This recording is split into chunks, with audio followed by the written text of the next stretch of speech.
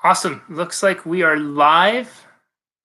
As you log in, say hello. Let me know where you're logging in from and what has been the funniest thing you've heard today. Say hello. Let me know where you're logging in from and what the funniest thing you've heard today is. I have a quick message I want to share with you all today, and I'll dive right in because I want to try to keep this under just a couple of minutes, and I'll circle back around and say hello to everyone as you log in. And as always, be sure to like this, give it a thumbs up, comment. The more you engage on this, even after I log off, the more Facebook and Instagram and YouTube and all those other places will go out there and share this with other people. And that way they can get this, hopefully, very valuable and helpful information. Title of this is called You Can't Fix This. I see Angie, Paul, Tracy, Jamie, Lisa, Mandy, Courtney, all on here. Great to see you all on here. I'll hop back around and say hello afterwards. The title of this is You Can't Fix This. And there was once this little boy who was about 8 years old. This little boy, he had a bit of an attitude problem.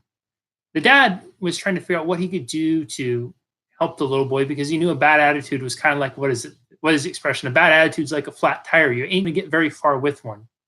And not only did he have a bad attitude, but the little boy would get really angry, just pissed off and blame everyone. The little boy's finger was constantly going out like this, pointing and blaming it on this, blaming this on that, blaming it on this person, that person. And so one day the dad had this idea and he talked to the little boy and said, "Hey, son, I got an idea. The next time you feel like you're going to get angry, I want you to take this hammer, take these nails, and I want you to bang a nail into the fence outside as hard as you can." And the little boy looked up the dad and said, "Really?"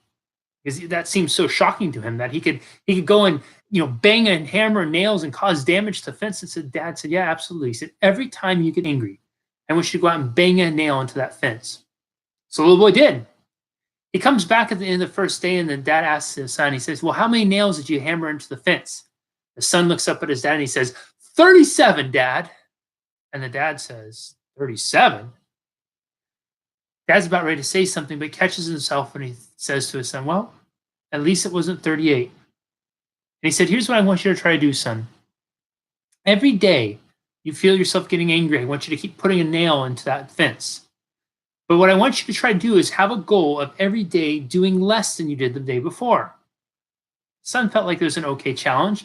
So he started with that. The next day he got down to 36. The next day after that was 35, and so on and so forth, until eventually the day came where he got down to 2, then 1, and then he finally had 0 nails.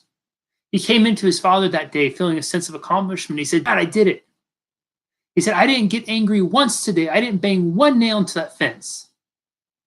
Father took him by the shoulder and walked him outside. They looked at the fence together. He said, "I'm really proud of you, son. You've come a long way." He said, "Now you ready for part 2? Son says, "Yeah, Dad, sure." He said, "Here's what I want you to do. I want you to start pulling all the nails out of the fence and then come and get me when you do." The son looks at him and says, "All the nails?" The dad says, "Yeah, all the nails. They don't belong there. You need to pull them all out and then come get me when you get them all out."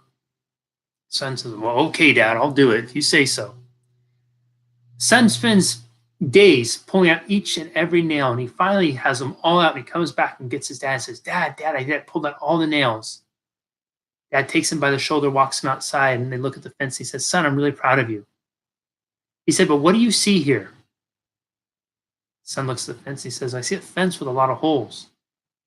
Dad said, "Exactly." He said, "Remember that your words leave marks, and they cannot always be filled." See, perhaps 2 of the greatest gifts we've ever been given is our voice and the ability to use that voice. Words can hit like daggers and they can cut extremely deep. Sometimes we will, in fits of anger, say things, blame others, especially our loved ones. They often are the biggest sources of that blame and anger. And when we do that, it's like hammering a nail into their fence, leaving a hole inside of them that may never be filled.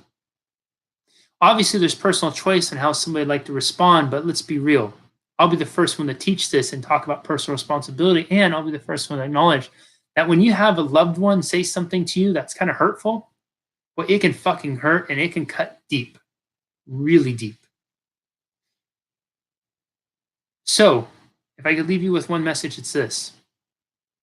Embrace the gift that you've been given, that is your voice, and use it not to create holes, but to build a better fence and lift people up. Because you, me, and everybody else out there, we were all born to fly. I hope this message has been helpful. Be sure to leave a comment, a like, share it if you feel this has been of value. Your shares, your comments, your interaction, I appreciate so many. Is this helpful at all? Any questions? Real quick, let's just see who's on here. Casey, Christy, Rusty, Jackie, Lisa, Mandy, Martin. Awesome. It's great to see you all on here. Jamie, Paul, Tracy, Ginger. Great to see so many of you on here.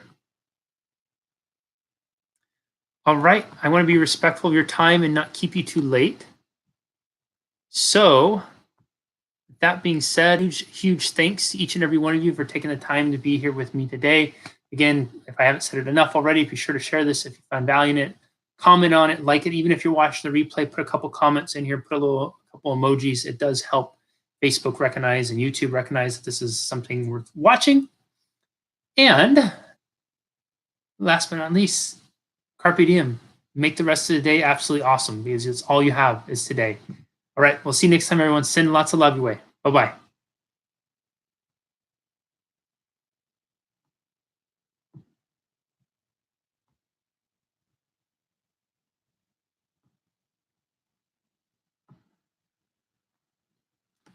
Hey, Patricia, thank you for logging in on YouTube.